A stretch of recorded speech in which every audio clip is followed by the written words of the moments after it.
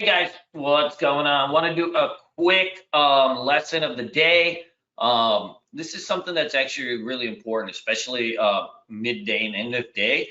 We had a nice run in the markets, and then with shorting TVIX, into the close or into the afternoon. And one of the reasons we want to do that, and what I want to talk to you about is how to use like VWAP for intraday direction. So like when you get a strong trend, and this is a strong trend, like if you see TQQ, it bottomed out at 35.83 and it went to 45. So that's like a huge run, 10 on 35, right? So it's like 30% from the lows. That's a very, very big move. So what's going to typically happen is as you get extended or you run into resistance. So you can see here, like you ran into like really quite a bit of resistance. And so if you're extended, you go into the resistance, you're going to pull back. But like you're not going to have a shallow pullback or even like a medium-sized pullback. You usually get like a decent one.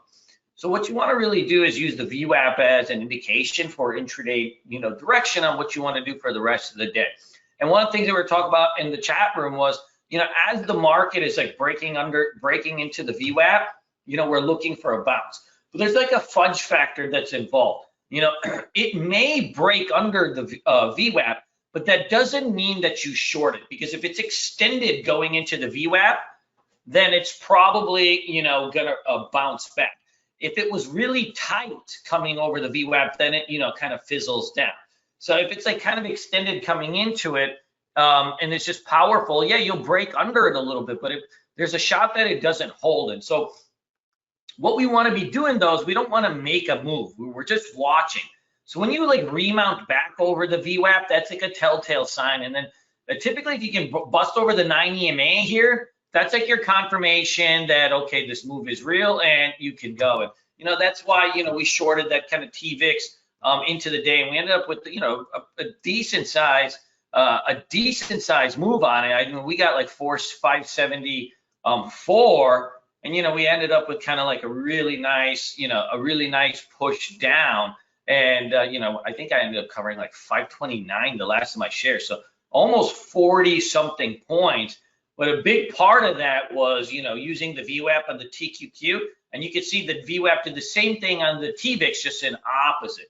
So it's a way to gauge, that intraday direction for a potential move, especially when you get extended. Like, see how you were really extended here? So you're going to pop back hard. You may just thrust over that VWAP. That's fine, but that doesn't mean that the overall structure has changed, because it may just kind of fizzle back out here. And if you look at like the previous days, we've been doing that same kind of move with, the TQQs, using that VWAP as like a guide. If you could see like yesterday, for example, right, the market crashed hard into the close yesterday, and it's very similar. Like, like we topped out and then we started to fizzle under that VWAP.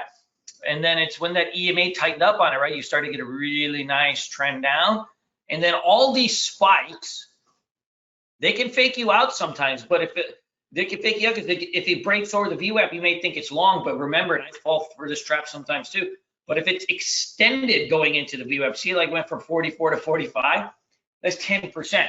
It's extended going to VWAP, it's probably just going to fade back off. So you can see like boom, push and fade back off. So you can use that VWAP as just a way to really measure like that kind of that sentiment of like where we think the markets are going. So, when you start to see them fizzle under the VWAP or back over, that can give us a clue, and that was the clue for today. So just a little kind of quick tidbit. When you get a beautiful trend like that, in summary, and you get that first pullback to the VWAP, it can be very powerful.